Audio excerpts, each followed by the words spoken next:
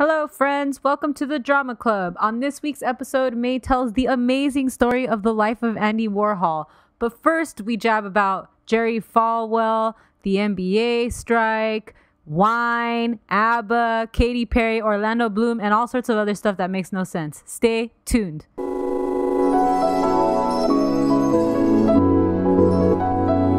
What up, fam? What up, fam? It's good, y'all. Feels good, right? Good, right? Yeah, I know it, dude. And without further ado, we broadcasting live from CA to NY. I started Fargo season 2 per your rec. Ooh.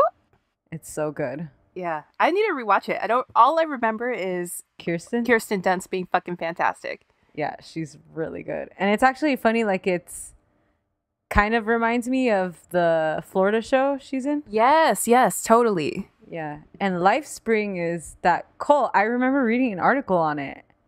Oh, did it come up in one of our episodes, I think? I think it might have, yeah, because there was like an article. I don't know if it was Jezebel. It was like this woman who talked about her husband, like her marriage. Yeah. Like went to shit because of LifeSpring. Huh. Yeah. I can't believe Kirsten Dunst ended up with that dude. I know. Well, keeps getting mad because I told him, and he's like, "What?" I'm like, "He's a good ass actor." I mean, he is a good actor. Did you see this movie he was looks like a in? baby, though. Yeah, he does. Did you see Like this movie he was in with Molly Shannon, where she played his mom and she was dying of cancer? No, but that sounds good as fuck. You know, I love a comic doing a turn in like a drama. Like when it's done well, it's like there's nothing better. So Yeah. like Molly Shannon in that movie, it's because it's unexpected and it's almost like you expect them to fail, you know? Right. So when it's good, it's like, damn. What's that movie called? Do you know? Oh, no, I don't remember. Molly Shannon, IMDb. The first thing is her humping that fucking tree. It's like, girl. What's his name? Better Things? No, that's a TV series. Oh, she was in Better Things for an episode, I think. What's his name? Jesse something? Oh, yeah. Plemons? Oh, yeah. Jesse Plemons. Plemons? Other People. Other People. Okay. Yeah. I'll watch that. I think one of the last good things that happened to us as a society was Kirsten Dunst getting thick. Yeah, seriously. She looked bomb. That's how she got pregnant, right? It all went downhill from there. It's true. Her body looked bomb. Like, she was just thick in all the right places. Yes. Someone was saying something about Megan Thee Stallion, that like Meg has had like 5 body types and they're all like Hall of Fame. Because I saw a photo of her when she was like high school age and she was skinny and she had a beautiful body. Then like a little bit older where she's like a little thicker, beautiful body. And then cut to like now, fucking incredible body. Like, it's true. Good for her. I want to hate, but I won't. It's also how you carry yourself though. Like if you, Oh, yeah. you know, if you feel beautiful and you know that you're beautiful, you're totally going to project that to other people. Yeah, for sure. And like, there's definitely curvy women that are just like shy about it. Yeah. You know, and they don't, because it feels kind of like overly sexual when you're really curvy. And like, so what? Like, why is that wrong? Yeah. I would like at least just like one time in my life to have like curves, baby. Out here looking like a ruler. Oh, man. You're so funny. Yeah, like Niecy Nash. Nothing curvier than Niecy Nash. Beautiful. Ooh. I felt like a hot dog today because I went to. I had that mediation and I haven't really put on like regular clothes in a minute, but office clothes, like. You put on office clothes? Yeah, because it's like court, you know? So like probably like 6 months. I was trying to think when is my last in-person hearing, and I remember it because it was already like people were sketched out and judges were sketched out. So everybody was like in the halls because the judges closed all of their courtrooms. And anyways, yeah, I was in a dress, but whew, and it's hot. Snug. Yeah, today is not the day to be wearing fucking anything. Clothes. Yeah, just walk around naked. I wanted to give a shout out to our listener Ruben at Midnight or 10 who sent us cha-ching. Hell yeah. Money, money, money, money. Money. What's that other money song? That's the one. That's the same one. Oh, it is? Right? That's the beginning. That's the one that Trump gets hard to. I thought but he doesn't get hard all the way anymore. I thought you were thinking of the one that is it ABBA? The one that's like, money, money, money, always funny. I don't know, man. I do not like ABBA. What? I know. You don't like Dancing Queen? They got bops. I think they just bother me. I don't know. Dancing Queen. What's the other one?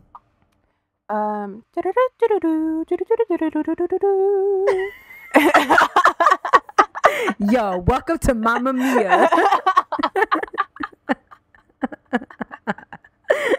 This is the Central American remix called Ay Dios Mío. That's what's up. Thank you. That's awesome. I also wanted to shout out. Hey, do you like Ace of Base? Ace of Base? What song is that? I saw the sign and then open and don't turn around. It reminds me of like 102.7 when I was a kid. Yep. Right? Uh-huh. I like Ace of Base. They're like 90s ABBA. Yeah? Okay. Yeah. But they're not ABBA. They're not. I wanted to shout out Shorker77, who's our friend on Insta. Yeah, Instagram. And Twitter, I think. He said that because I did that episode on Marvin Gaye and talked about sexual healing and how people were like, oh shit. Yeah. But he was talking about this earlier song that was also like very like panty wetter. That's a phrase I never thought I'd say. Wap, wap, wap. Called Pillow Talk by American songwriter Sylvia. And I listened to it and I saw the performance. And yo, very similarly, I was like, wet? Is this allowed? I was low-key uncomfortable. Dude, I love songs like that. Yeah, that one's a bop. Mm-hmm. Yeah, so anyway, so this week... I won a wine auction, y'all. Oh, you did, man? I did, yeah. That's awesome. Yeah, because, you know... What kind of wine did you get? Because, you know, restaurants are closing. I know. And, yeah, and they're, like, selling off their... Good shit. Their good shit, yeah. So. Someone was raffling off that fucking stupid famous bourbon or whiskey. What's it called? Fappy Fappy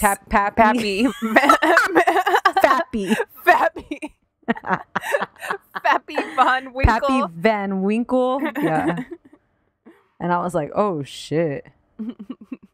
Anyways, so what'd you get? I just got a couple. I got a case of Cabernet Sauvignon, and I got a case of Malbec. Cab Sav, Malbec. Yeah, they had those are bops. There were actually really great like Chardonnays, which I don't really drink. Ooh, I love a Chardonnay. I like a Sauvignon Blanc. But, I like a Sauvignon Blanc too. But also, I don't need a whole case of it though. You know, nah. And they had individual bottles, but then I usually cook with Sauvignon Blanc. Yeah, that's a good cooking wine because it's a little drier. Yeah. They had good smaller lots that were like 1 bottle, 2 bottles, but then the minimum that you pay on commission is like $5. So it's like, I'm not going to pay $5 commission on like, you know, a $10 bottle of wine or something. Nah. So I was like, case or get the fuck out. Yeah, for sure. Well, in this episode of Wash News. Anyways. No. So this is crazy. So Jerry Falwell Jr. Oh, yep. This asshole. Evangelical leader. What's the name of his church? Do we know? Well, the name of the university where he's the president is Liberty University. Liberty University. So his former pool boy told Good Morning America, right? I don't know who he told. Good Morning. He telling the world. Anyways, his former pool boy came out and said that he was in a throuple basically with this evangelical motherfucker and his wife, and that Jerry Falwell likes to be a peeping Tom and watch him do it with his wife. Hey. And he was like from day one of their relationship, like into it and like all in. Yeah. And, like, watching. He brought the receipts too. I think he had like text messages, emails. Because he had like flown to meet them at several locations also. He got flowed out? He got flowed out. Yeah, that's fucking crazy. And he was immediately dropped by that university. Liberty University. Yeah. And he immediately was like, this is false. But yeah. Come on. Yeah, but he got the receipts. Yeah. And that's like a very specific claim to be making, right? Like, right. Not that many people are going to make that shit up. Yeah. If he wanted to like just make a false claim, he'd just be like, oh, I had sex with him. But yeah, that wasn't it at all. Mm-hmm. Yeah, that's interesting. Jerry Falwell Jr. in the Kona. Would love to see one of them fall. Let me tell you, amen. I love to watch too. Watch you motherfuckers fall like flies, baby. What the fuck am I tangled in? All right. Hey, and then I'm also in a throuple with these earphones and this mic. Then he tried to say that then he tried to throw his wife under the bus. He was like, oh no, it was her that was in this and I had no idea. And what a dick. I hope she leaves his stupid ass. Yeah, she won't, but she should. Yeah. Or just find herself another pool boy. Oh, hell yeah. Get two if you still like that throuple thing. Mm-hmm. One to watch and one to mac on. Yeah. Well, fuck him. Yeah, fuck that guy. It's the hypocrisy, though. Just, so in case you're new here, but hello to our new listeners also. Oh, yeah. Nothing wrong with this sexual situation whatsoever. I'm here for it. I love it. Yeah, that's perfectly fine. And if everybody's consenting and happy, sounds good. And good for that pool boy for getting, flown out and shit. That's what's up. It's the hypocrisy. Yeah, that's somebody who is like this overly Christian person who probably says really awful things about anybody that has any sort of like not monotonous, monogamous, heterosexual, boring sex. Right. Is going straight to hell. Right. Yeah, fuck this guy. Yeah, fuck that fool. All the way. Yeah, I guess that's a good thing to clarify. Right. People do have that opinion that like that. It's true. I forget because I live in a bubble. I heard that. So this all came out because the pool boy had gotten the Falwells to be investors in like his little business or something. Oh man. And then he wanted them to buy him out when the throuple ended or something. And they didn't want to give him his money. So then he was like, okay. That's probably like the worst part. Like if you're super rich and you're dating somebody who's like just like, obviously in it for whatever, then you gotta like, you gotta pay on those investments. You gotta pay. Yeah. You better be ready to pay up. Yeah. Speaking of paying up, Bella Thorne went ahead and fucked up OnlyFans this week. Right. So first, the news was that she was like the first person to make $1 million in a day on OnlyFans. That's insane. And that's super insane. Yeah. And is that Bezos money? No, Bezos is making like... he makes $1 million. Like he made $1 million since we started this podcast. Right. So... And now at first I was like, okay, but I do feel some kind of way about celebrities stepping into like this form of money making that is clearly made for like regular people, Right. They don't need to do this. No, they don't. And somebody was saying like, it's kind of like when celebrities took over podcasts and shit. Like, yeah. They don't need to jump into that little sector. Like they have all these other areas. Yeah, it's true. Anyways, I'm looking at you, Michelle Obama and Oprah. I was gonna say Rob Lowe. Rob Lowe has a podcast? Yes. What is it about? I don't fucking Atkins? Know. Is he on Atkins? Oh yeah, I've seen like a commercial. Yeah. Yeah, I want to be in a throuple with Rob Lowe and John Stamos. Well, who's the couple in this situation? I'll watch. I don't give a fuck. What makes it up, baby? Middle-aged men who really have fucking aged like fine wines. Can we win a wine auction on them? Anyway, so she made $1 million on OnlyFans, and everybody was kind of like, okay, but not really here for celebrities kind of taking over this platform. Then she went and posted like I guess you could do like pay-per-view, which I didn't know you could do that. I didn't either, but that makes sense. That's why people are making so much money off this. So she promoted a pay-per-view post that was like $200. And it was nude pictures of her. It was not nude pictures of her. After all. Who is she, by the way? Like, what I know her name. Like, when I read it, I was like, okay, but I don't know. Is that she was in that movie Spring Breakers with Selena Gomez. I never saw that. I heard it was good. I never saw it either. Tiff saw it, and I remember her saying that it was good.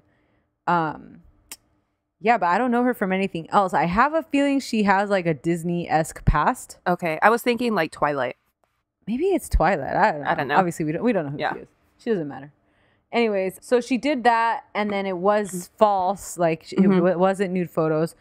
So then all these people that had paid for that post filed against OnlyFans to get their money back. You could do that? You shouldn't be able to do that. Well, why? It's false advertising. Like, what? True.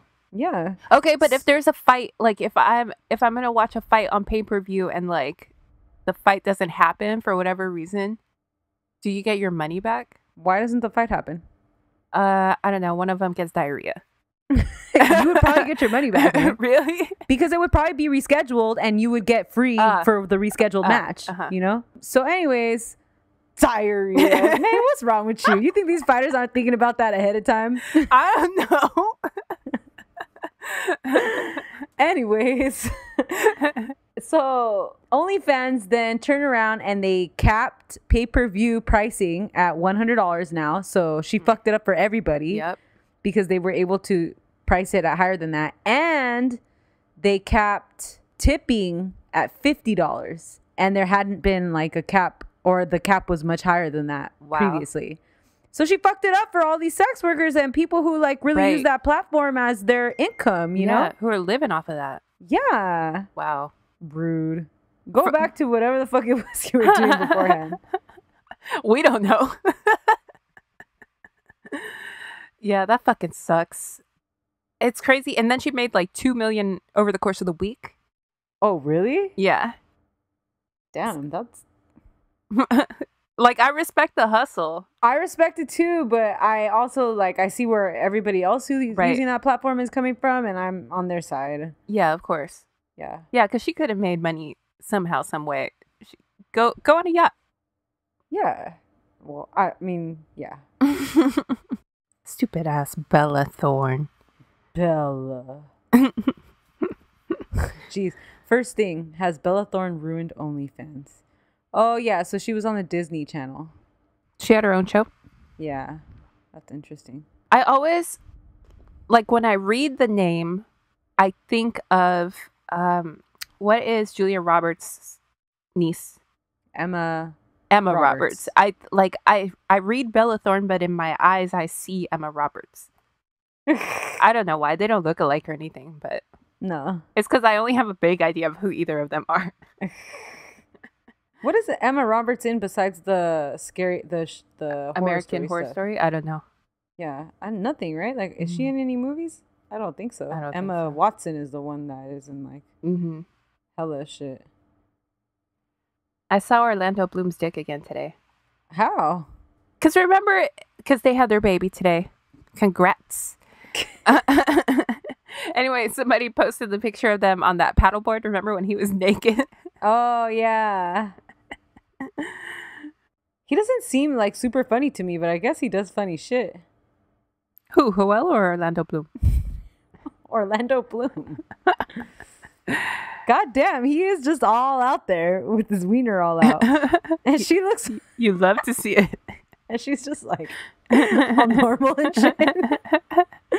Well, good for him. Good for you, my dude. Ooh, this is a weird shot from the back. I guess she told the story on Howard Stern like a month ago about this picture. And she was like, yeah, we'd been in Europe and everybody was just naked. Like every day, like on the beaches, just naked. And it was our last day there. And Orlando was like, I'm going to get naked. And then, like, he got naked. And then he kept telling her to get naked. And she was like, I don't know. I feel like somebody's going to take a picture of us. She said that sometimes she feels like she's in the Truman Show. Like, she's like, somebody's always watching me. And why does he have a hat on? He's like completely naked except for a hat and a paddle and like something on his wrist, like some bracelet. It's Orlando Bloom. That is so weird. You're gonna get a sunburn on your gweener, bro. That's pretty weird. I'm sure he put sunblock on it. Ew. Is that made for that? You use the face one. Super cool. And look at this picture of Katy at the same trip it looks like. I'm telling you, she looks like she's having like a family outing. Yeah. Like she's like whatever. Her bathing suit isn't like particularly like even like sexy or scandalous. She's sitting fucking cross-legged on that shit, all proper. His she got dick a is beer. just out. I mean, yeah, she has a beer. Yeah. Oh, okay, good for her. I want what they have.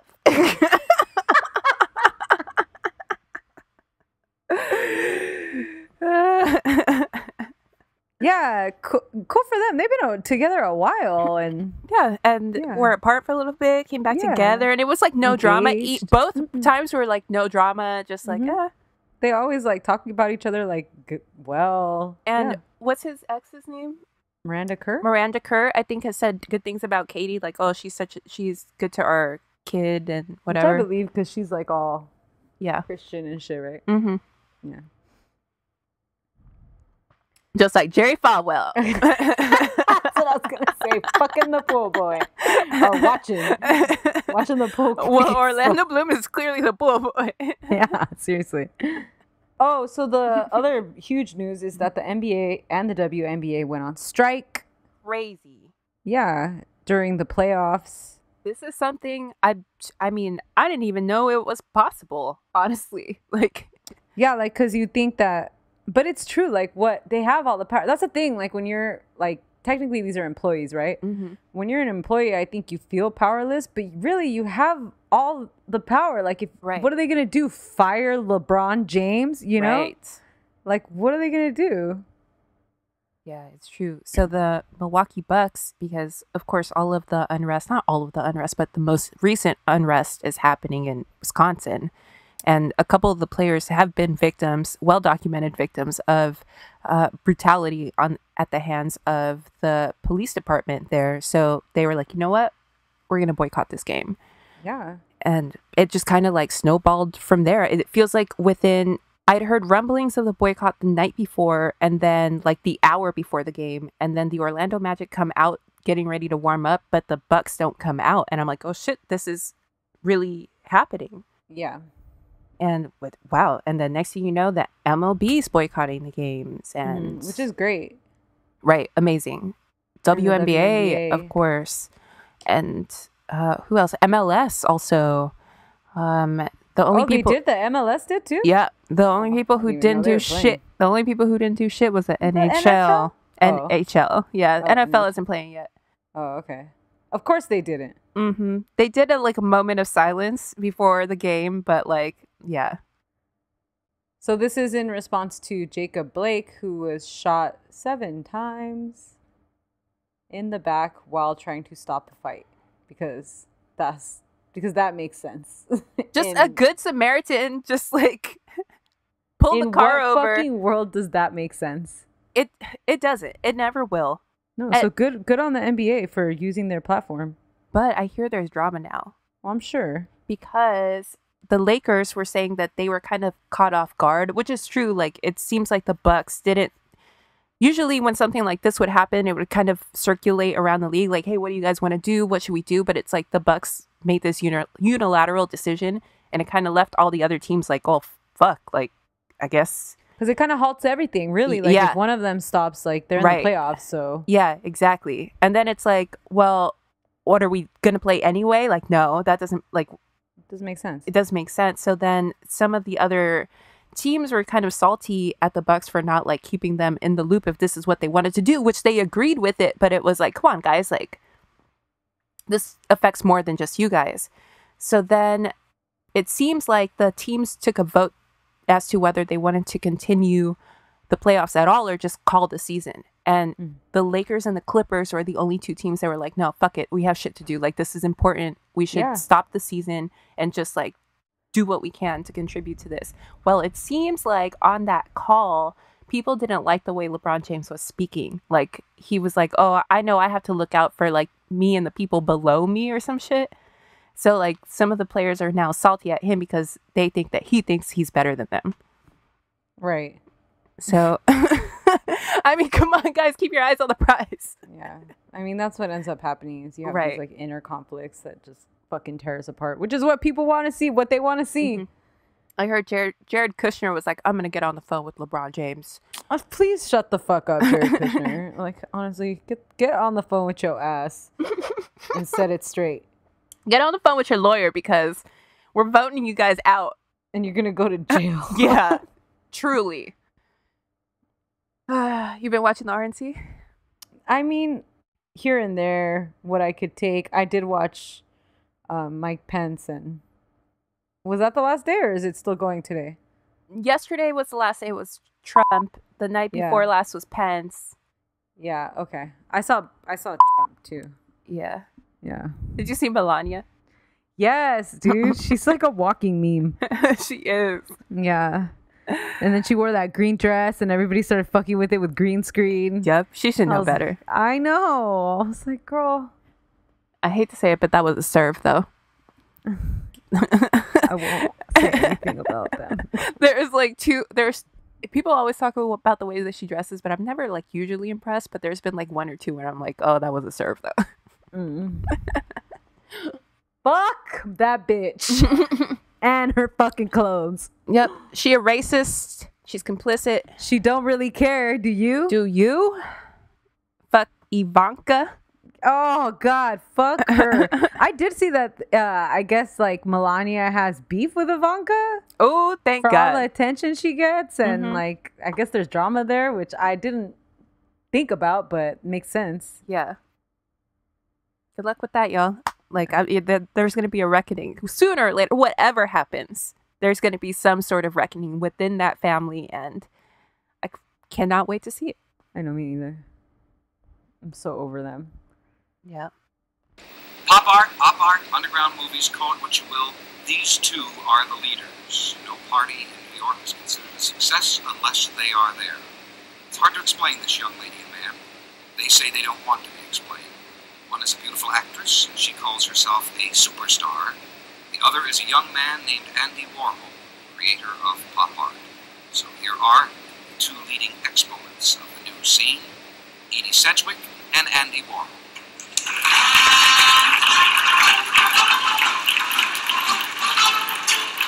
What up, everyone? My name is Steph. And my name is May, and this is the Drama Club. This is the podcast all about scandals, celebrities, drama, national sports. Conventions. Yes. OnlyFans. OnlyFans, yeah. That's nice. Mm-hmm. You could do an OnlyFans for like like nude stuff, right? Like, yeah. Like you could do like a podcast, right? Like, yeah, I think you could. You could do like literally like anything you want to charge for. I think Cardi B has one. And she said she's not like busting it open for OnlyFans.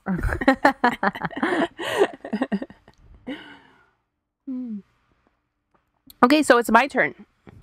Yep. All right, guys. So this week I'm doing Andy Warhol. Whoa.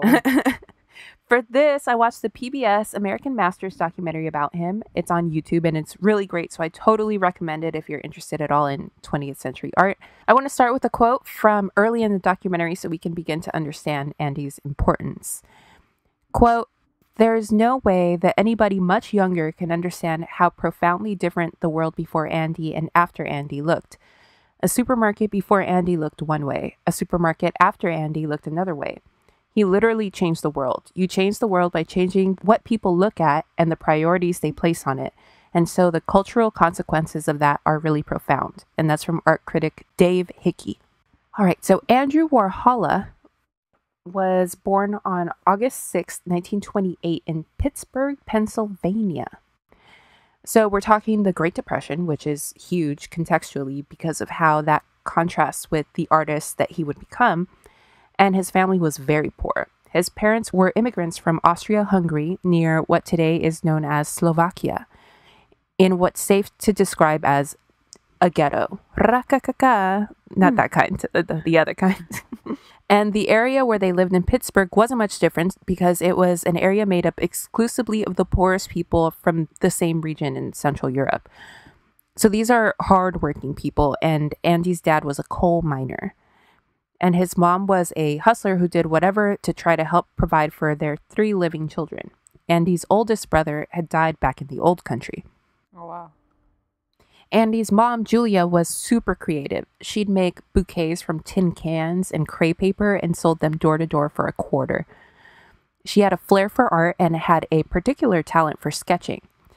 To entertain the kids, since they couldn't afford toys or a radio or anything, she'd call them into the kitchen and say, okay, everyone sit down and draw a cow or whatever. And whoever draws the best cow wins a prize. And it'd be like a little piece of candy or something. Andy, who'd inherited his mother's artistic gift, would always win starting from when he was about 5 years old. I love stories like that about people being creative with what they have. It's like so inspiring. So Andy became super close to his mom. He was also super close to his mom because he was different.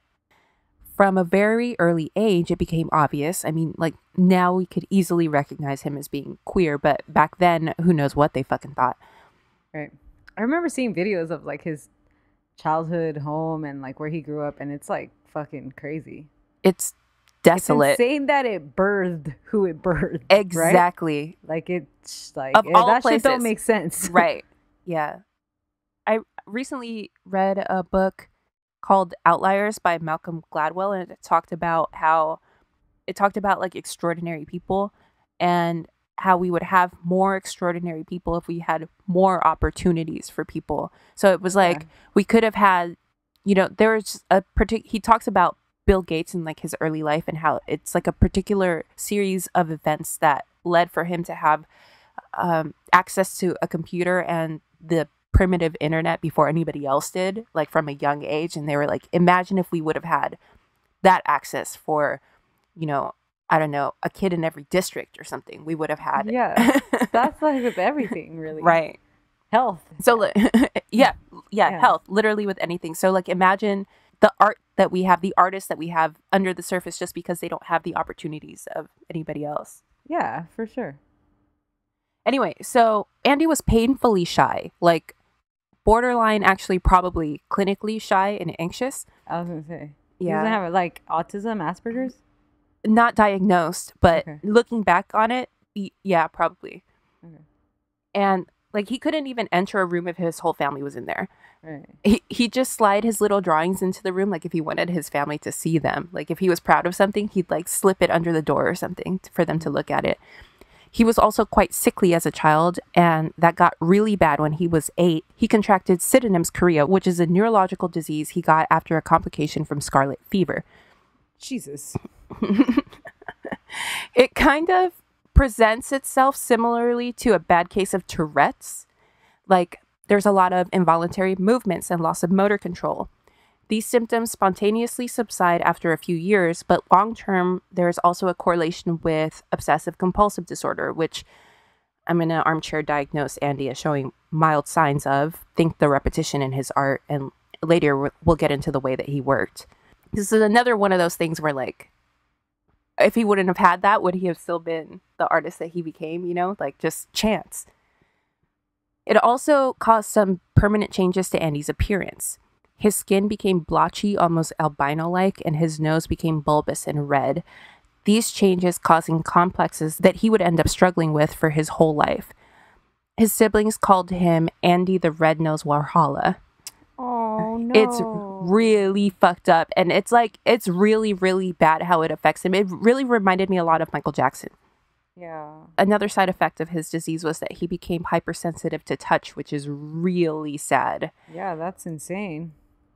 It, no pun intended, touched me because I started thinking about quarantine and how we're not really touching each other as much as we used to, and how I never even thought, it never crossed my mind that I needed to be touched. And then like when having like limited touch, it's like, wow, you really do miss that, Oh, yeah, you absolutely need that. Yeah. I went to the gynecologist Just to feel alive. And I was like, damn, like for real, it's been like quarantine bay, and my gynecologists have not tested like a single person besides that. That shit's wild. Anyway, Andy lived like this his whole fucking life. And he was also sometimes confined to his bed for months at a time. And it was really rough, especially because he was already so shy and anxious. And you know how cruel kids can be? So the kids at school bullied him about his appearance and because he was effeminate and because he moved, quote unquote, funny. Also, he had dyslexia, so he was bad at school. And school and his adolescence for him were just this minefield that he had to navigate every day. And I can't imagine how bad that must have felt. Yeah. So young Andy, sitting at home, became obsessed with celebrities. He'd read all the fan magazines and write to them for autographs and shit. This is super interesting because this childhood obsession with celebrities would become his adult and artistic obsession with celebrity and fame. He was super obsessed with Shirley Temple.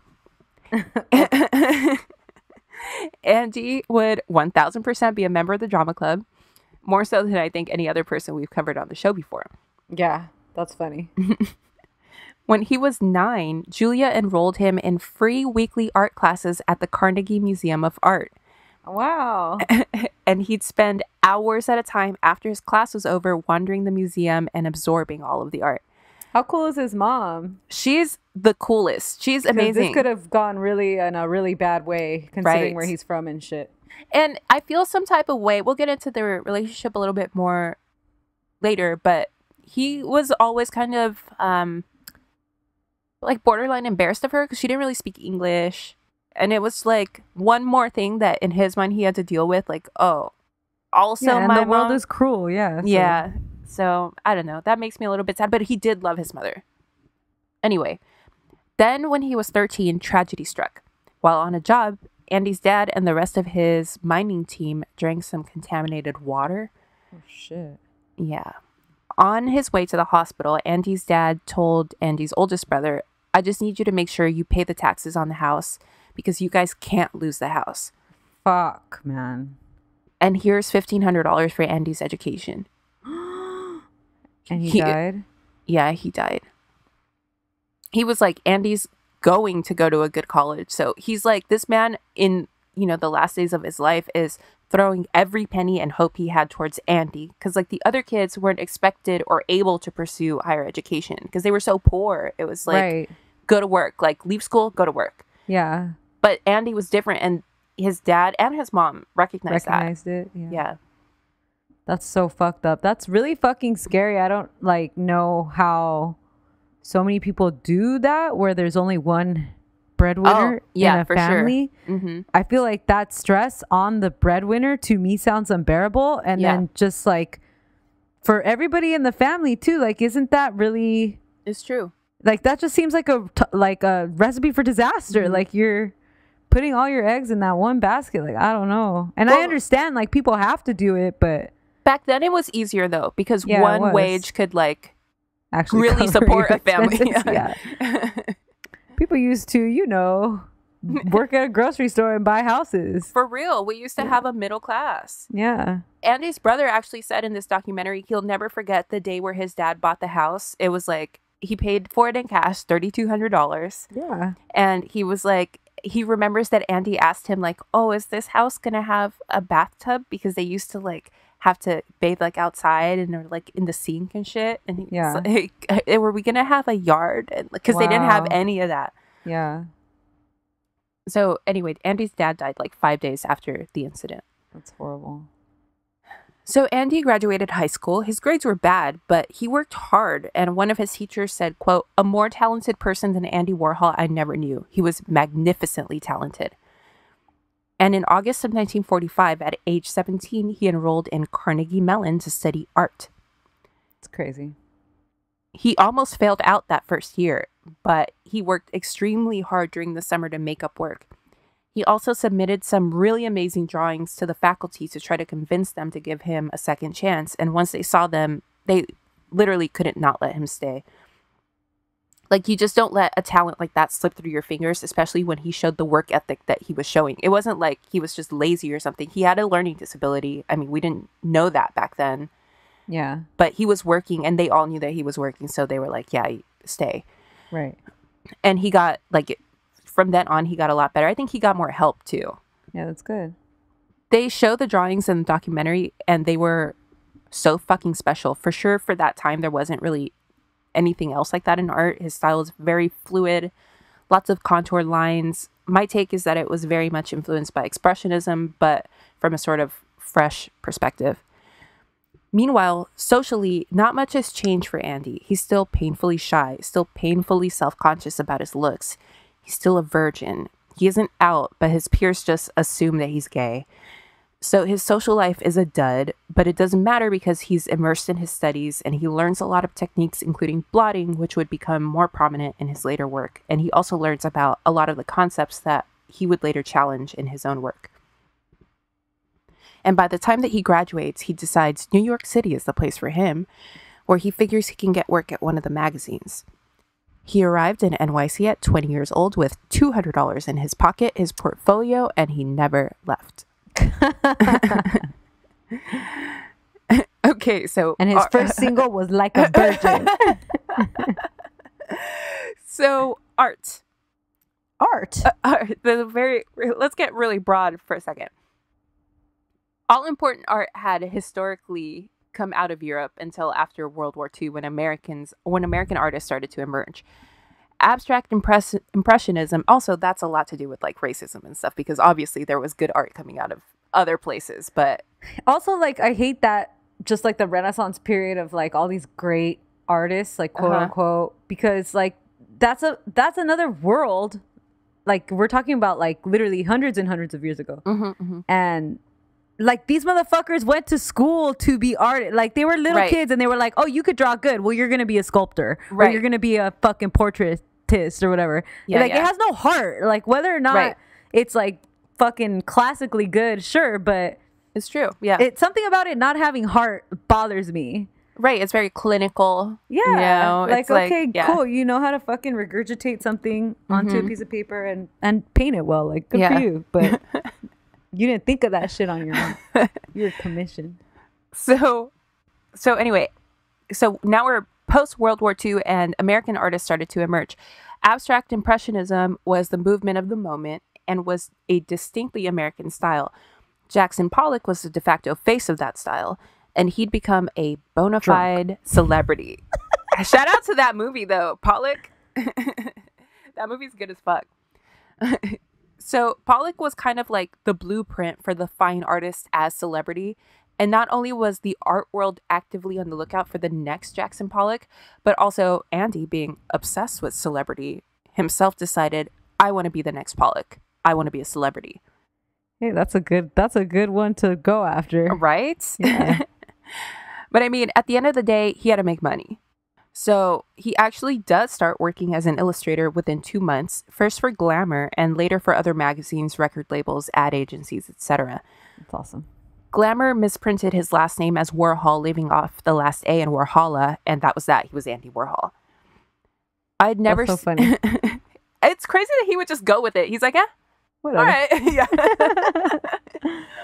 I had never seen his early commercial work before, but it is so fucking good. It's literally like the style that I picture when I think of 1950s ads, like the type of stuff you see in the background of movies and stuff. But I hadn't realized that Andy basically invented that style. So his career took off like a rocket. He started making a shit ton of money as one of the most in-demand commercial artists of the 50s, making thousands upon thousands of drawings. That's awesome. At the same time, on his off time, he's trying to get his fine art off the ground. He sends books of his drawings to galleries and clients, but not a whole lot is happening on that end.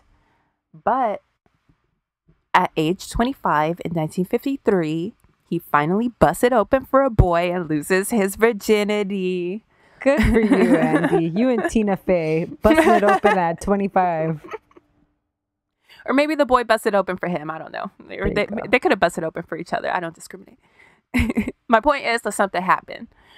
But Andy was still too crippled by anxiety over his appearance to ever really get into intercourse. Yeah, that's hard. I mean, if you're not comfortable, then you're not comfortable, you know? Right. Yeah, it's a very vulnerable positions to be in.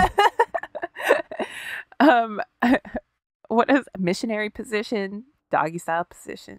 All vulnerable positions. All the positions are very vulnerable. Oh, what? What did I say? What are we talking about? Hail Mary. So Andy literally thought of himself as grotesque. Oh. Also, he had that problem with hypersensitivity to touch. So anyway, Andy doesn't have a whole lot of sex throughout his life, and he prefers to watch. Cool. Sounds familiar. Jerry Falwell. Whatever is good for you, man. Woman. Or whatever. He would claim later in life, like decades later, that he was a virgin, but we know that's not true because he also he was documented of getting treatment for STDs. Like he has sex sometimes, but like mostly what he does is he's kind of voyeuristic. Okay. He would also later describe his sexual practices as, quote, abstract, which I think is funny. That's perfect. Motherfucker. If Jackson Pollock, baby. Yeah, you think Basquiat like slapped him when he said that shit in front of him? Like, shut the fuck up, Andy. Anyway, he tries to take his appearance into his own hands, and he gets a nose job. Has work done on his skin, and he starts wearing a wig to cover his thinning hair. What year are we in, May? Sorry. This is like still the 1950s. Okay. So, 1950s nose job. It's like the mid 1950s right now because he's kind of somewhat established in his career. He's hot. So like he's working and he's still trying to get the fine art off the ground and like nothing's happening for him yet. Okay. So he's in like his 30s. No, he's still in his 20s. Because he gets to New York in like 49 or 50. Oh, okay. Yeah. He loses his virginity at 25 in 1953. So that's that's where we're sort of at. It's crazy because he goes to school at 17. He graduates at 20. And he immediately becomes like the hottest graphic designer in New York. So it's like, yeah, Jesus, he's like a baby. Roller coaster. So, all right. So he has the thinning hair issue. By this time, he developed a reputation around town for looking kind of frumpy and swaggerless. Art directors nicknamed him Raggedy Andy. And it seemed like he kind of embraced that persona when he chose to wear his signature frumpy, ill-fitting white wig that would become the trademark of his whole look. He also weirdly started stalking Truman Capote, like literally stalking him. Okay. Andy's not normal, dude. Do you remember... what's that guy, Alexander Petrovsky, in the last season of Sex and the City? When Carrie's trying to get him to talk about like when he would party at Studio 54? Yeah. And he's like, what is there to talk about? Andy's wig? Yeah. Such a douchebag. I like pictures of Alexander Petrovsky at Studio 54 too. They look dope. So, but Mikhail Baryshnikov. Is that his name? That's his name, yeah. Oh, whatever. Somebody was just talking about I guess Baryshnikov has like lots of drama, and I was going to add him to our list because they made it sound like really bad. Oh, wow. Okay. And I was like, okay, all right. Alexander. Who is that episode for, man? That's just for me doing an episode for you, or you doing an episode for me? Okay, so Andy's stalking Truman Capote. He'd wait for him in his lobby and like write him notes and drawings begging to meet him. Hey man, just last week I randomly started thinking about the Coen brothers, so I feel you, Andy. You could be in the drama club. But Truman kept ignoring him, which broke Andy's heart. Oh, was he in love with him? Kind of. Andy more wanted to like wear his skin and be him. Oh, because Truman at the time was like, this is pre-Breakfast at Tiffany's. So Truman's like writing short stories in magazines and getting all this attention. Truman's also like a little baby, and he's skinny and cute. He's kind of a twink, and he's like obviously out and queer. And Andy's like, I want to be that. I want to be you. And he's famous, you know? And it's like, okay. You know, so Andy's looking at that and he's like, okay, what Truman is for the literary world, I want to be for the art world. But he didn't have to be so creepy about it. Yeah, seriously. Man, we gotta do an episode on Philip Seymour Hoffman. Oh yeah, we showed you. That's sad though.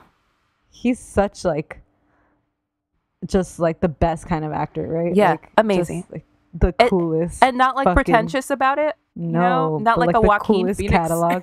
Oh, fuck Joaquin Phoenix. How many fucking awards did he win where he stood up there talking about how like we need a change, and where the fuck is he? Yeah, people are literally out on these streets. Yeah, and where the fuck are you? He was talking about cows and shit. He's showing up for the cows, but not for the black people. But that's some privileged shit. Yeah, we see you. Don't even get me started on veganism. Hell no.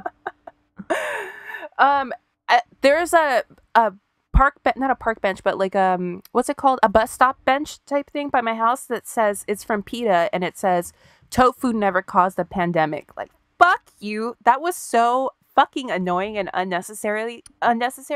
PETA's fucking ridiculous. Also, don't pretend like you have cracked some code, like you are living this cruelty-free lifestyle. Almost all produce, at least in the United States, is picked by overworked, underpaid, and undocumented people. Like, fuck you guys. Right. So it's not that much more ethical. It's just we all pick our battles. Give a fuck. You have the privilege to care about a fucking cow instead of your fellow human, because that fellow human that needs your support doesn't look like you. Exactly. Yeah. Anyways, go ahead. And I'm gonna go. As for me, I'm gonna eat a double Western bacon cheeseburger.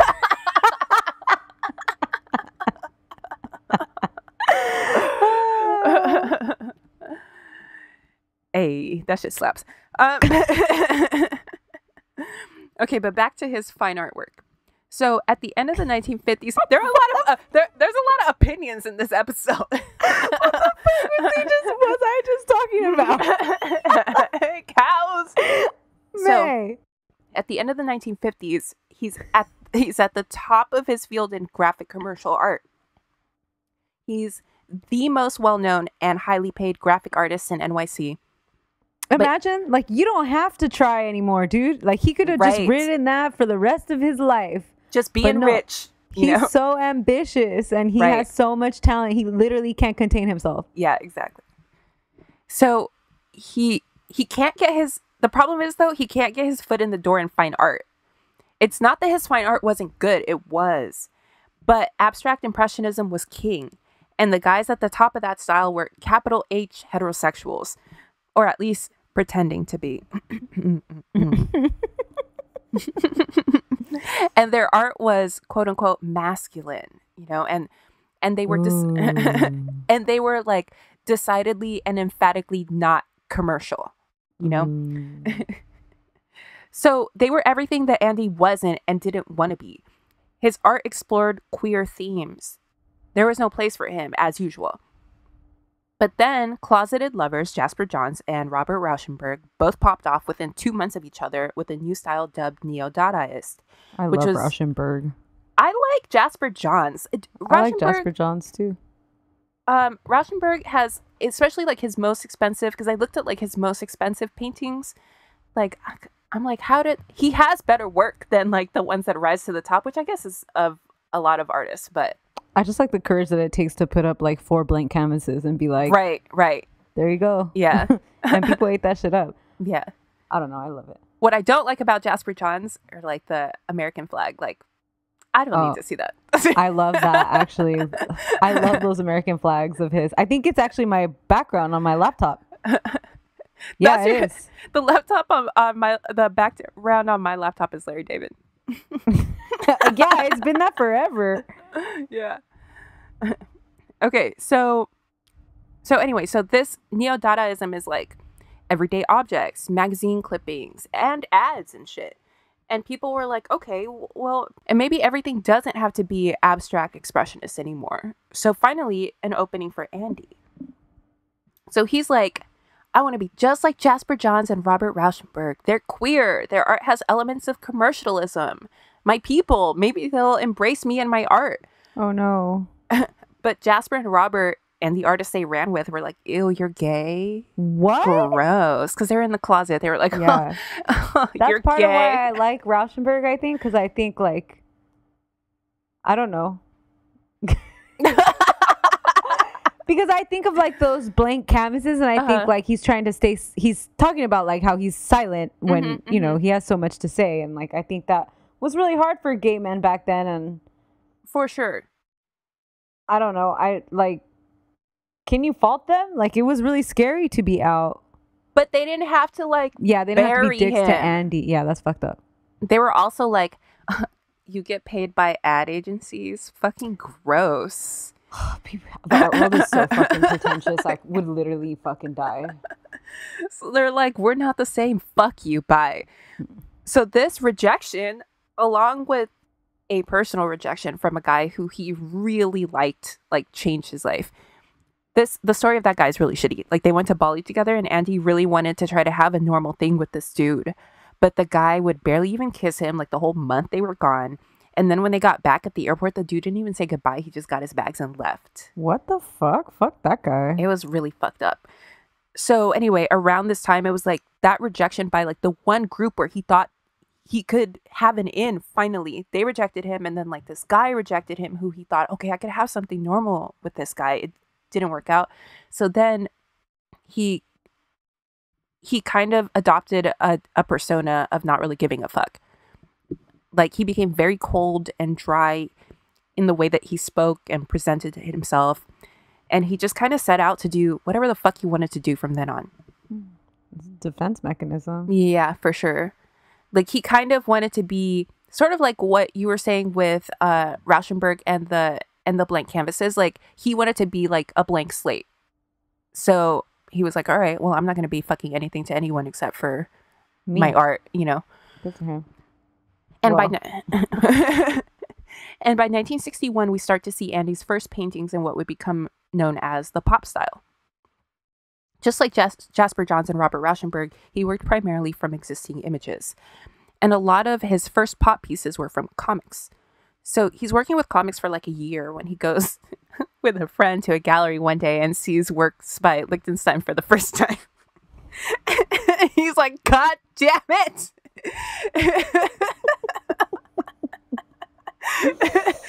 He's like, he's doing what I'm doing. He's doing it way better than I am. Seriously. So he's like, it's too late for me to just be painting cartoons.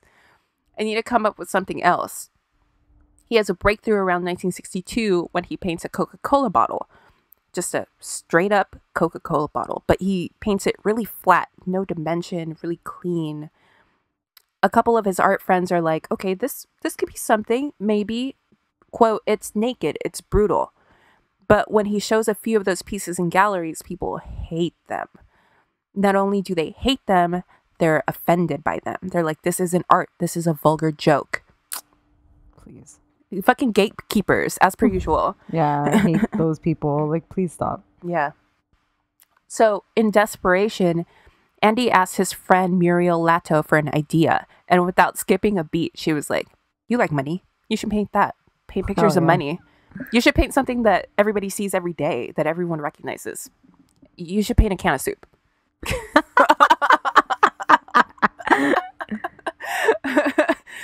The next morning, he sent his mom out to buy him all 32 varieties of Campbell's soup. Funny. Julia, his mom, had shown up in New York like a decade before and told him that she was going to stay with him until he found a nice girl to marry. So, spoiler alert, she never left. Yeah. She loved him, but she just like could not. She was really religious. She would take him to church. Like, when was she born? Like, I don't know, like in the 1800s. Yeah, right? Like, come on. We're talking about another world. Like, of course.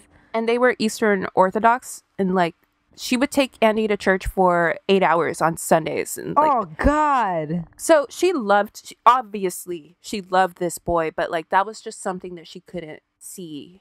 Yeah. I mean, who knows if she would have accepted it, but she just was blind, like purposely blind to it. Right. Which is its own sadness. Yeah. Anyway, so it's the day after his friend Muriel is like, paint a fucking soup can. So he immediately started experimenting with how to depict the soup cans. And there were a lot of different versions over the next several months.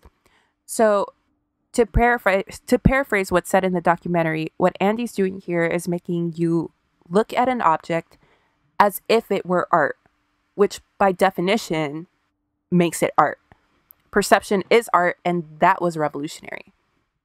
So one of Andy's art dealer friends came through to his studio and saw 32 paintings of soup cans and was like, the fuck is this? And Andy was like, that's what I do now. So they keep talking, like looking at like some of his other stuff. And the dealer says that he kept like looking over at the soup can. Like he couldn't take his eyes off of the soup cans. He was drawn to them for some reason. Because they're amazing. They're amazing. Yeah. So he asked Andy if he could show them at his gallery in LA. And Andy was like, dope. Yeah, of course. He didn't give a fuck because New York wasn't fucking with him anyway. Yeah.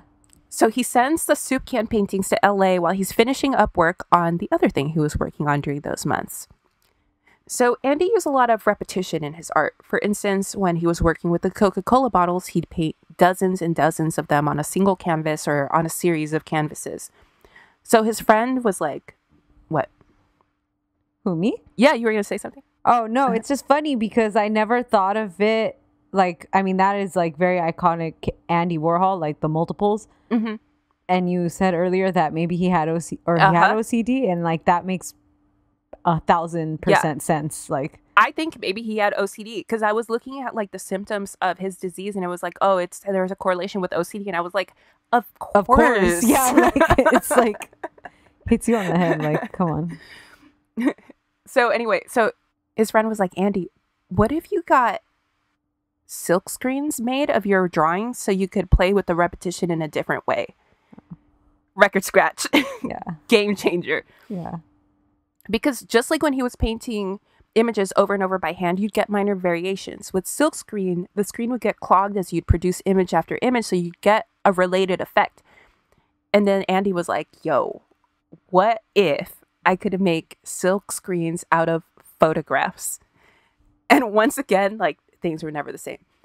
Remember, dramatic ass Andy is obsessed with celebrities. So some of his earliest images with this technique are of Warren Beatty and our friend Natalie Wood. So now he's just married fame that comes through reproduction of somebody's image with art by reproducing their image. Thematically, he found the thing. He found his thing. And everything from now on is going to be a commentary on fame, including his own life, which almost becomes a piece of performance art on fame. But like, this made me think of Lady Gaga for a little bit because it seemed like she was trying to do something related to this, but she kind of like dropped it, I think. Yeah, she wanted an Oscar. She sold it out. Anyway, so the show opens in LA with the soup cans and the silkscreen portraits, and it was a huge flop. He didn't sell a damn thing. In fact, he became a laughingstock because a gallery a few doors down from his show just put a ton of actual Campbell's soup cans in the window with a sign that said they're cheaper here. That's fucking rude.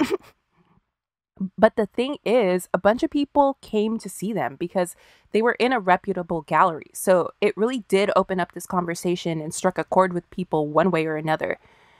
Then John Copeland, the founder of a new journal called Art Forum, said that they were the greatest breakthrough in art since Duchamp's ready-mades 50 years earlier. Oh, fucking Duchamp. And that was, every time I see a Duchamp, I feel like I sent it to you. I know, it's because it's so fucking annoying. It's like, how much did we pay to go to school to have them teach us about fucking Duchamp? And they even, the ones that we saw in school were like the toilets. The toilets, but the ones that were like ceramic. I feel like when I see them in museums, I see like gold ones. I was like, damn, they should have shown us the gold ones, dude. We had to go to a different school for that. Okay, anyway, so when John Copeland made that connection, that's when people were like, we really were having this same conversation 50 years ago. Of course this is art. Copeland is right. And that really changed the game because then people were like, there are so many conversations to be had about what's going on here. What is art, obviously? Timeless design, American design, food, celebrity, utility, absurdity. I could go on. So remember, nothing sold from the show? So homie, the art dealer, was like, Andy, I don't know what it is about these paintings, but they really speak to me. I want them. I'd like to... I'd like to keep them as a set. How much would you take for the set? And he was like, me $1,000. Oh my God, May. Oh my God. So get this. The homie didn't even give him $1,000. He gave him, well, he did, but he gave him $100. He gave him $100 a month for 10 months. And of course, Andy doesn't care because Andy's got his like fucking graphic design career. He's like not hurting for cash, so he's like, sure, give me $1,000, like, you know. Okay. Investment of the goddamn decade. Century. Honestly. Yeah. We'll get into it right now. This dude, his name is Irving Blum. He ended up selling them / partially gifting them to the MoMA for $15 million in 96. Okay. A single soup can that Andy didn't send over to that show was sold for around $2.2 million. So really, that set was worth a minimum of $70 million, but in all likelihood, much more, hundreds of billions of dollars, really, because it's unique in that it's a complete set of 32 pieces. Yeah. So price, we don't know. 300 million? Yeah. Oh, I'm sick. Also, you know who's probably shitting himself though? Dennis Hopper. Actually, he did inquire. He wanted one of the pieces. He came to the gallery when they were showing and he wanted one of the pieces. And he was like, you know what? I'll buy one of these fucking paintings. And he like put the money down for it. But then when Irving was like, well, you know what? I want them all. Like he didn't go through with the sale. Oh my God. Wow. Okay. So anyway. Also, one of the early soup can paintings where Andy's still sort of experimenting, he depicts the label as tattered and torn, so it's extremely rare. Anyway, that one sold in 2006 for almost $12 million. That's crazy. And none of those are even close to being Andy's most valuable works. Right. So on August 4th, 1962, Andy's show at the gallery closed. That same day, Marilyn Monroe died. Oh.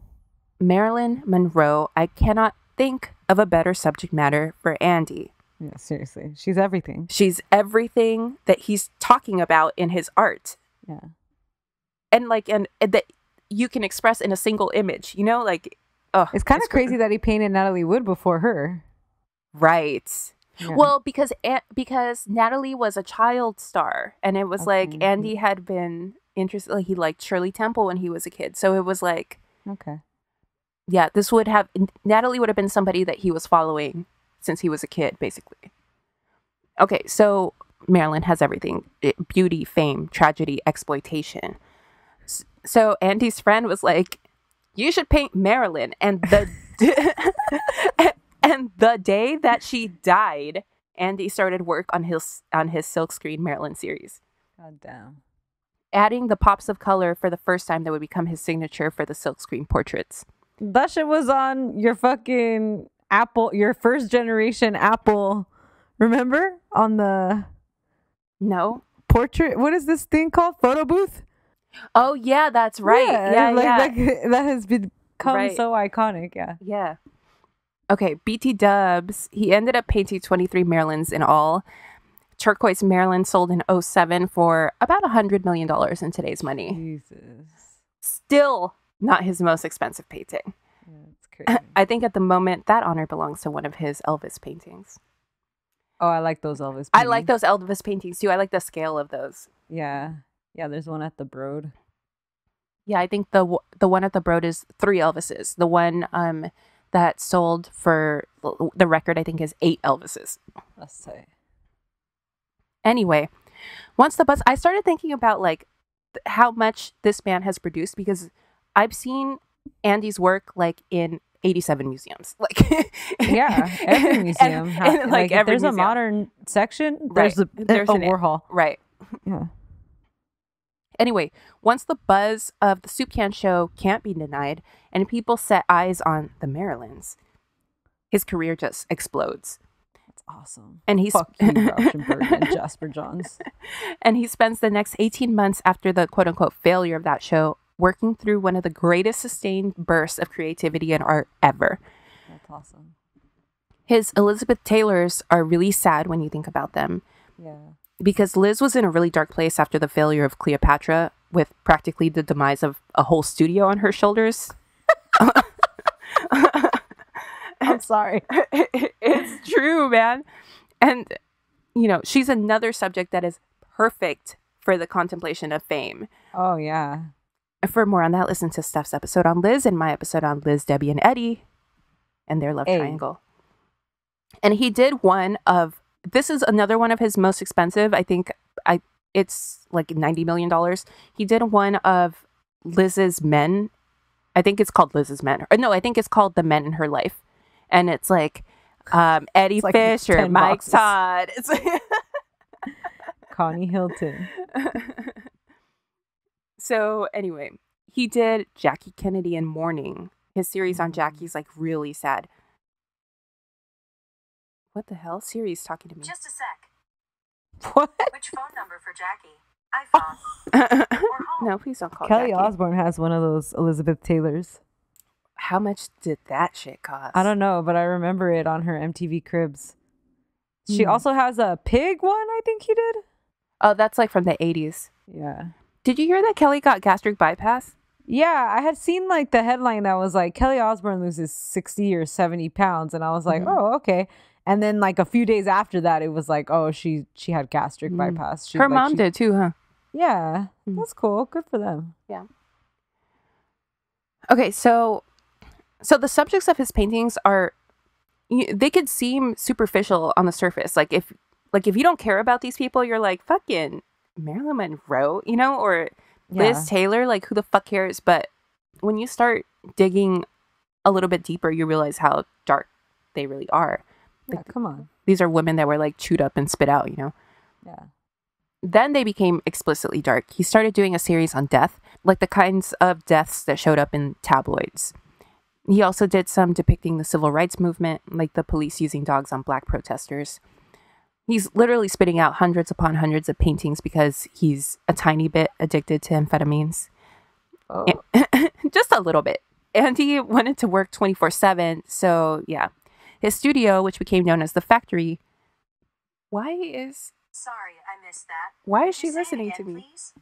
I don't know. That's scary. Hey, Siri, shut up. Oh, no, my turn. That's funny. Okay, so his studio, which became known as The Factory, became, like Studio 54, a cultural epicenter and mecca of sorts. People from all walks of life went there to party and make art. While everyone did what the fuck everyone did in the 1960s, Andy was high too, but on his daily quarter of a diet pill. Oh, fuck. And just so he could work more, not to party. But these were 1960s diet pills, so we're probably talking like just straight up speed. amphetamines. Yeah. Soon, the repetition of his paintings became reminiscent of motion pictures. Like when you put them like side by side by side, it looked like a film reel. So naturally, Andy became interested in making films. And he would make them almost constantly since around 1963 while working at the factory and in collaboration with the cast of characters that hung around the factory. And characters they were. We're talking artists, addicts, drag queens, you name it. Some of the people that hung around the factory were made into New York and art scene celebrities by Andy after appearing in his films. That crew of people actually became known as superstars. The most famous ones that most people think of are Edie Sedgwick and Candy Darling. Edie could probably have her own episode. I was trying to remember that biopic of hers starring Sienna Miller. Do you remember that one? Isn't it called Factory Girl? Yeah. Have you seen that? Yeah, way back when it came out, but I can't tell you that I remember it. I'm pretty sure I saw it, but I can't remember a damn thing about it. I remember she looked great. Yeah, okay, I do remember that. I remember the press. I remember there being a lot of press around it because she had a lot of drama at that time. Right, because it was Jude, right? Uh-huh. Yeah. Yeah. So I bet, I mean, if we don't remember that movie, I can't imagine it was good. No. God, I like woke up in the middle of the night thinking about that movie Crazy Beautiful. Oh yeah. Mm-hmm. I don't know. I haven't seen it in so long. I'm going to watch it.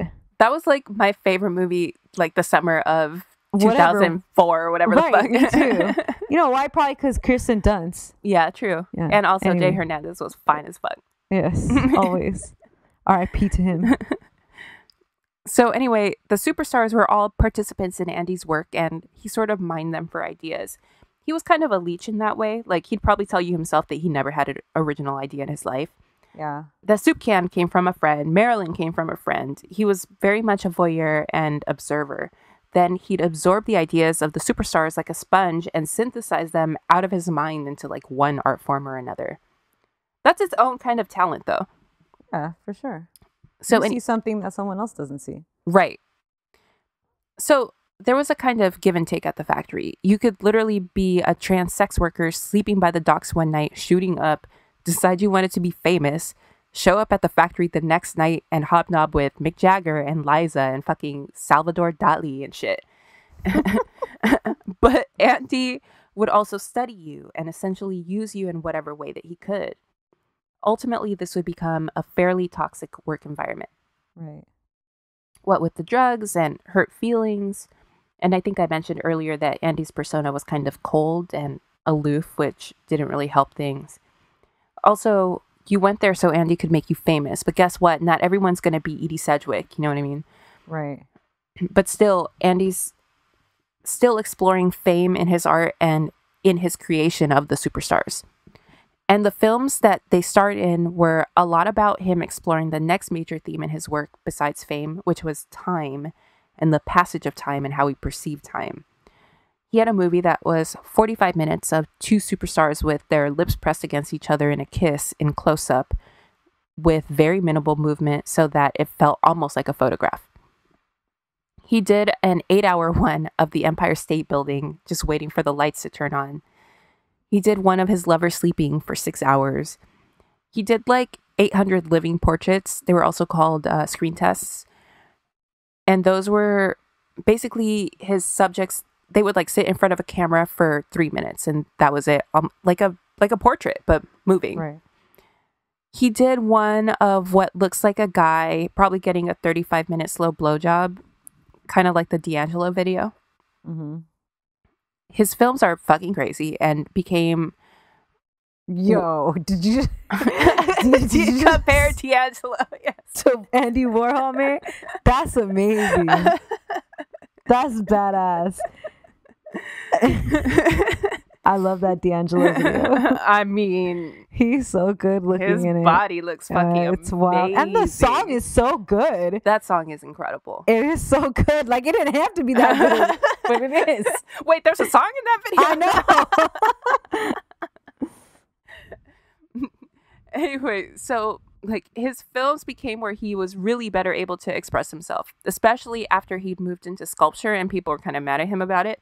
Mm-hmm. He'd done his famous Brillo boxes and people were outraged again. Same old, same old. So it seems like the fact that people were having that conversation again really saddened Andy and also made him a little salty. So he was like, fuck y'all. I don't paint anymore. I don't sculpt. I make movies about blowjobs now. And bitch, it is art. How about that? I'm here. I'm queer. Get used to it. So the films, although screened in both museums and like shady porn theaters and shit, and for a much smaller audience than his paintings and sculpture, were critically acclaimed in art circles at the time, and even more so today. Today, they're considered masterpieces in the vein of Un Chien Andalou by Buñuel and Dali. Meanwhile, things at the factory are getting dark. People are dying. It's that 1960s lifestyle of hard living, drugs. Yeah, fast lifestyle. Mm-hmm. In 1964, superstar Freddie Herco, high on speed, jumped out of a window thinking he could fly. R.I.P. And people got mad at Andy because he never broke character from that cold, shallow persona that he created. He said after Eddie died, "Gee, I wish I could have filmed it." Some other superstar straight up walked into the sea, which the thought of people doing that always creeps me the fuck out. What do you mean? Like he took off his clothes and then walked into the ocean and killed himself. Just like to drown? Like Yeah. to be consumed by the sea? Yeah. I didn't even know that was a thing. That's a thing. Yeah. That's horrifying. Jesus. I'll be up late at night thinking about that. You're welcome. Yeah. Then Edie started going through it and getting deeper and deeper into heroin, just like a ton of other factory regulars and superstars. And people in Andy's circle were like, dude, are you going to do something? Like, you brought all these people together and you're just going to like stand back and just watch them all destroy themselves. Yeah. It was like he didn't care. I mean, it's hard to say whether or not he did, because he did kind of keep people at a sort of distance. Mm-hmm. Edie, of course, died just a few years later. I think she was like 28, just like obscenely young. Yeah. So Andy started moving also into music and performance art and multimedia. He discovered the Velvet Underground and made them the house band at the factory. Then he started managing them and told them to start working with Nico, culminating in the Warhol-produced 1967 album The Velvet Underground and Nico, which is generally regarded as one of the greatest albums ever made. I think Rolling Stone has it in their top 10. So it's 1967 and Andy is creatively at the top of his game and ever expanding into different types of art. More and more people flock to the factory to try to become superstars. In the winter of that year, a script is submitted for Andy's consideration to shoot as one of his films, just one of many that it seems like the factory constantly gets and for the most part ignores. The script was called Up Your Ass, and it was written by a young woman named Valerie Solanas. Valerie was a sex worker and a very disturbed person who was the founder and only member of the group Scum, the Society for Cutting Up Men.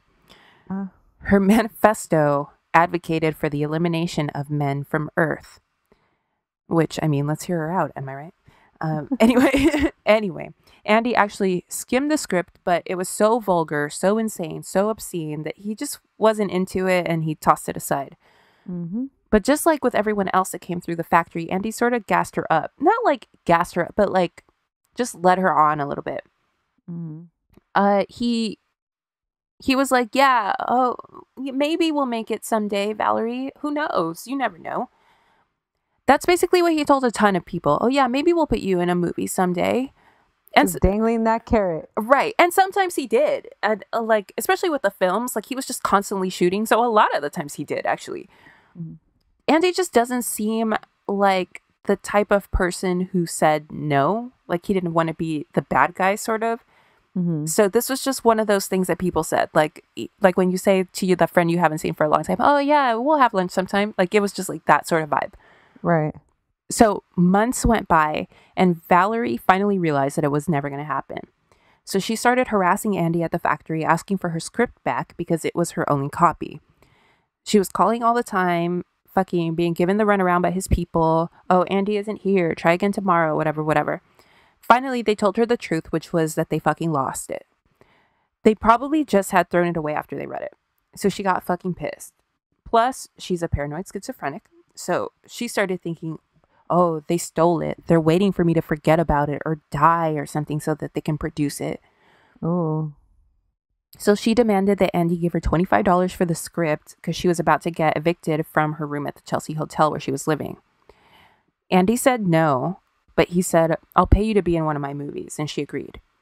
And in August, she starred in the film I, a Man. And ironically, by all accounts, gave a great performance. So Valerie goes back to her life, getting angrier and angrier that she's not going to be a famous writer. That she's not going to be this feminist icon or whatever she wanted Scum to turn her into. And on June 3rd of 1968, she decides that either someone is going to publish or produce her writings or someone's going to pay.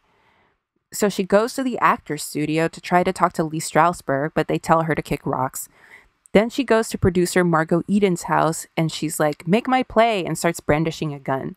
Jesus Christ. But Margot's like, what the fuck? No, get out of here. And Valerie's like, you're going to produce my play because I'm going to go kill Andy Warhol and then I'll be famous and then you'll have to make my play.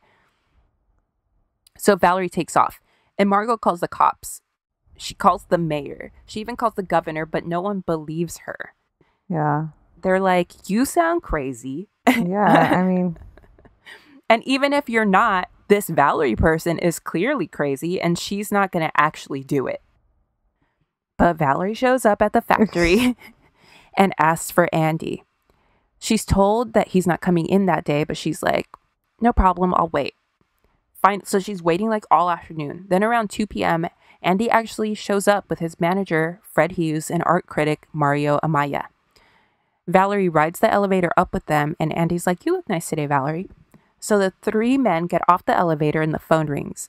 And Andy takes like kind of a few rush steps to go to answer it, and he's talking. And while he's talking on the phone, she shoots 3 shots at him. The first 2 missed, but the third was fucking devastating. It went through both lungs, his spleen, stomach, liver, and esophagus. So Andy is on the floor dying, and she turns around and shoots Mario once in the hip. His injury thankfully turned out to be relatively minor. The bullet just went like clean in and out. Ooh. Then she goes to shoot Fred in the head point blank, but the gun jams. Ooh. Then Fred, and I don't know like how he has the presence of mind to say this, but he just says, Valerie, please leave. Get in the elevator and go. And she does. What the hell? It's crazy. She later turned herself in. So Andy is unconscious and bleeding out. Finally, 23 minutes later, the ambulance arrived, but the stretcher couldn't fit into the elevator at the factory. So the paramedics had to carry Andy down 6 flights of stairs. When he finally arrived at Columbus Hospital, he flatlined and stopped breathing. They tried to revive him, but he was declared dead 2 minutes later. But there was randomly a visiting specialist surgeon from Italy there named Giuseppe Rossi, who was like, he was like kind of in the mix, sort of, but he didn't realize who it was or what was happening. But he looked down and he was like, oh my God, that's Andy fucking Warhol. Yeah. And he was like, you can't let him die. We have to try longer than 2 minutes. Come on, let's go. Let's do this. And he took the lead and opened Andy's chest cavity to manually massage his heart, and they fucking revived him. That's insane. That also made me sad because I was like, he only survived because he was Andy Warhol. Like, otherwise they would have been like, well, we tried our best. Well, that fucking happens to a lot of people. Yeah, I know. Okay, so anyway, so they rushed him into surgery, and after 5 hours, he came out, and the doctors told everyone, we don't know if he's going to make it. The trauma is just too much. He can go into shock. He's probably going to go into shock. At 4 a.m., his mother arrived, but immediately left to pray on her knees for hours. Like, they said that she was on her knee for like 12 hours, just like praying to God, like, please save Andy. Jesus. And for days, Andy went in and out of consciousness on the brink of life and death. Bobby Kennedy was assassinated on like day 3 of Andy being in the hospital. Oh, fuck. The 60s, man. Yeah. Right? So it was on, you know, literally every TV and radio in the hospital. And Andy said that when he was conscious, because he's like going in and out of consciousness, he would hear bits and pieces of the report, but he thought that meant that for sure he was dead, because that couldn't have been true. That's funny. So he thought, like, oh my God, this is what it's like to be dead. I'm dead. That's so creepy. That's so weird. Yeah, it's so weird. Anyway, so slowly but surely, Andy pulled through, whatever that means, because he was permanently fucked up, as you can imagine, mentally and physically. But he was able to leave the hospital after 2 months. You can see the photos of his scars and stuff, and they're pretty horrific. Valerie wasn't competent enough to stand trial at first, so she was sent to the hospital, and then finally she was declared competent, and she represented herself. Oh. And she basically said, yeah, I did it, and I'd do it again. Oh, okay. So she was clearly not okay, and right. She ended up only doing like 3 years. So obviously this event changed Andy. That was basically the end of the factory as we know it. All the riffraff, and I use that term lovingly, was cleared out and replaced with like business people and suits. So throughout the 70s, Andy becomes not a businessman, but a businessman. He does a ton of commissioned portraits for the rich and famous at like 25 grand a pop. And he shits out literally like over 1,000 of them. People begin to criticize him for going back to commercial art, but he said, quote, making money. I was shot. Yeah, exactly. Like, can I get a break? Who shot you? I know. He said, quote, making money is art and working is art and good business is the best art. He had almost died. He had died. Yeah. So Andy Can I live? Exactly. Fucking gatekeepers. Andy was like, you know what? I need to secure my bag and take care of my family and the causes that I care about. For decades, Andy actually used to volunteer at homeless shelters all of the time. Like when literally, like if he was not working, he was volunteering at these shelters or else he was at church. They said that this motherfucker was at church like every single day. I believe it. And obviously he loved art. So he wanted to be able to leave a financial legacy that could fund the arts.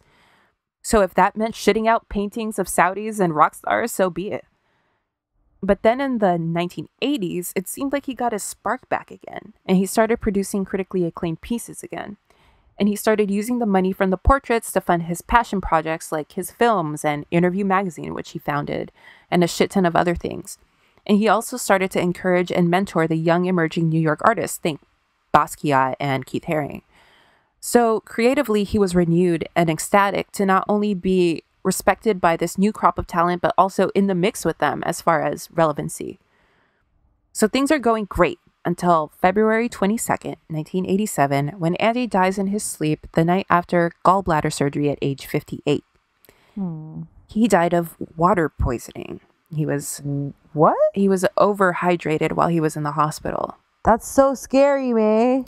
So his family ended up suing the hospital for medical negligence, and the case was settled out of court for God knows how much. Yeah. The saddest part was that Andy had been feeling ill for a long time, but he was scared of hospitals and doctors for obvious reasons. Right. And he tried to ignore it until he couldn't anymore. And he expressed his fear that if he went into the hospital, he'd never come out, and he was right. Wow.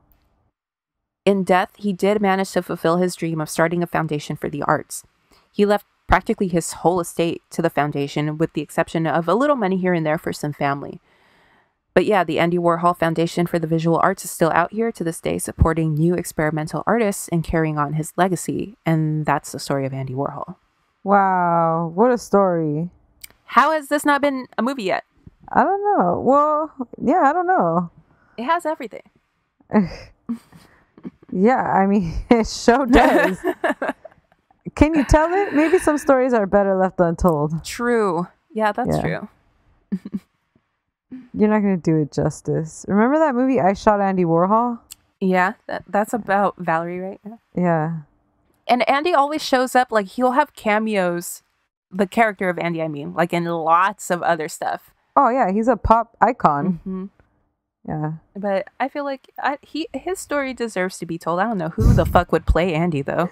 Remember when we were at like a club in Vegas and we saw some dude that looked like Andy Warhol? No. I only remember because I feel like you took pictures of him because he just had a crazy wig. Oh. Yeah, and we were like in line to go to like LAX or something. Oh, this is a real throwback. Yeah, that club don't even exist no more.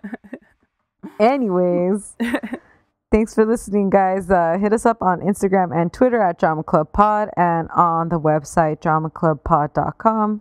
On the hotline, 505-539-0556 at our P.O. Box number 27433 LACA 90027. Leave us a tip on our website. We accept $1, $2, $20. All the dollars. All of them. We trying to get Andy Warhol money, baby. Dude, imagine. Hey. We'll talk to you on Thursday with a brand new Afternoon Delight episode. Bye. Bye. However, whatever with your however.